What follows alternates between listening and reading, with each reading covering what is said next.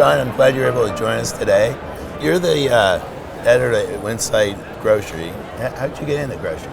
When I came to New York about 20-some years ago, I took the first job that paid me to write. I was a former daily newspaper reporter in Maryland, and when I came up here, I got a job covering commercial real estate and retail for the International Council of Shopping Centers, which is a trade organization representing shopping center owners, malls, and that kind of thing.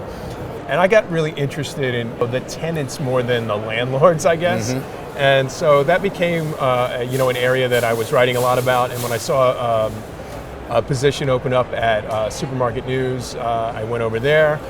I was there for maybe 14, 15 years, and then went over to Winsight a little less than 2 years ago. What would you say is the biggest threat to most retailers today? Wow. Understanding this business, understanding the two things that are really going on is that, one, the sort of digitization of society and the industry, and sort of where that's going, where people want to shop, in different ways, and sort of the struggle for retailers to sort of understand that, and at the same time kind of market to the shopper who's also been influenced by the digital revolution. They interact with brands differently than they used to. They expect more from stores than they used to expect. They're taking kind of personal control of what they're eating, and mm-hmm. thinking a little bit more about how they're shopping. And I think those things kind of came along with social media revolution and all this thing. And so what you got now is this kind of cauldron of activity where you've got a consumer changing, and you've got retail that needs to adjust, and this. So the threat, I don't know if it's a threat, but it's a struggle for the retailers to sort of figure out how to make it work with all this going on. Oh yeah, there's a lot of change. Yes, there is. How would you describe the retailer-manufacturer relationship? Well, I think that retailers and brands are still kind of getting along as a necessity, right? But obviously retailer move to private brands has been a big deal. Retailers are making a lot of their progress behind their own brands, and they're becoming vertically integrated, sort of like the old A&Ps of 50, 60 years ago when they sold their own stuff. And this idea that the brands kind of grew up with the suburban supermarket as a format, and television and all that stuff back in the 40s and 50s.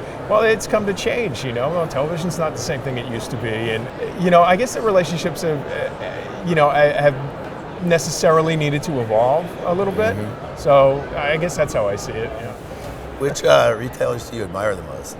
Walmart's transformation in the last 4 or 5 years has been really remarkable to see. They went from a company that was, big and strong, but had dusty stores and indifferent employees, and maybe looked a little vulnerable to, big e-commerce players like Amazon. And they made, it seems like, a lot of the right investments and a lot of good decisions about sort of how to use this revolution that's going on now, mm-hmm. to really kind of set a whole new trajectory for that company. So, that's been fun to watch. That's a big shift. Yeah. I think retailers in the U.S. are prepared for Aldi. Well, I think they're already feeling some of it, right? On the West Coast, I find smaller retailers that don't even know. That's true, right? Yeah, they haven't heard much from them, but we see in markets where Aldi's been around for a long time, and where they're running their game, they're having quite an effect. They're keeping Walmart on their toes, they're keeping Kroger on their toes, and I think they're coming to consumers with a much better proposition than they might once might have done, where they've got they've tweaked the assortment, and they kind of kept the quality up, and they're not concerned with brands. It's fun to watch how they're able to get by on a completely different labor model than the regular stores that they're competing against. The efficiency is something that I think the big grocers like to learn from, and to a degree try to emulate to the extent they can.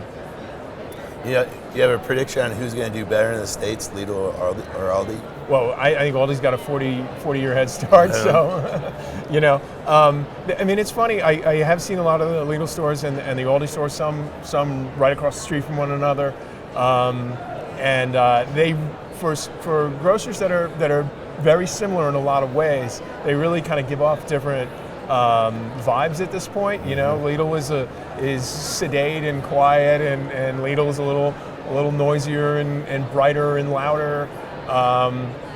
And so we'll see. I mean, Lidl had some issues with real estate at first, which they've gone to a smaller box in a lot of locations, and they are looking now toward it appear to be denser populations and maybe wealthier populations than they first came in. But I think between the two of them, it's gonna maybe they're not against one another so much as they're sort of against everybody, because they need everybody else in order to make their value proposition work, right? You can't really be a discounter if there's not a conventional store to contrast against, right? So, that's a good point. Yeah, I think coming from Europe into the United States, one of the hard, challenging things would be all the price zones we have here in the U.S. Yeah. You don't have that in Europe. It's like relentless efficiency, relentless simplicity. Yeah. And there's something to be said for that. I think consumers like simple things now too. The shopping experience integrates digital with the in-store experience, and consumers can start to search for products on their phone. Do you expect that the brand loyalty will start to erode and we move more towards attributes that the consumer might search for? I mean, I think that's happening already. I think in some cases, again, it's sort of a struggle for retailers to be able to do that in their stores, but definitely the kind of integrating what a consumer can do on their phone and what a store can do for them at the same time is a challenge. And I was just listening to John Ferner of Sam's Club talk about consumers are loyal to experiences now. Consumers are loyal to, attributes and the things that they believe in, and those are the things that matter sometimes. It's not brands necessarily on top anymore. It's really the consumer being sort of loyal to what they believe or what they believe their brands that believe. What do you think consumers value more, their privacy or their personalized experience? We are giving away quite a bit, for the things that, in exchange for the benefits that they get from it. So, I guess until now, maybe, in U.S. consumers been a little bit more free with their data than, in Europe, where there's, more strict, restrictions on that. But I think there's some movement right in California, right, about kind of getting a little disclosure about the kinds of personal data sharing and that kind of stuff that you get from consumers. So I could see it, going that way as well. I had an interesting experience. I was in Germany, and I was meeting with the CIO of Metro, and he gave me a tour of their innovation lab, and they're putting RFID tags on the pallets. And I asked him about putting it on their product. He says, "No," I was like, "You don't understand the history we have in this country. They'll never accept it."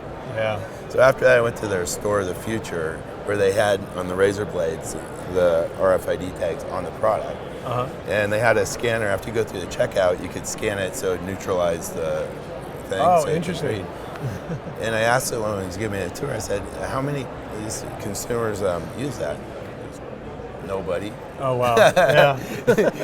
Well, you know what? I mean, people have to take some control over their privacy, and it's probably inconvenient for them to do so. John, thanks a lot for joining us today. Really appreciated taking the time and talking with us. My pleasure. It was a lot of fun. Thank you. Thanks.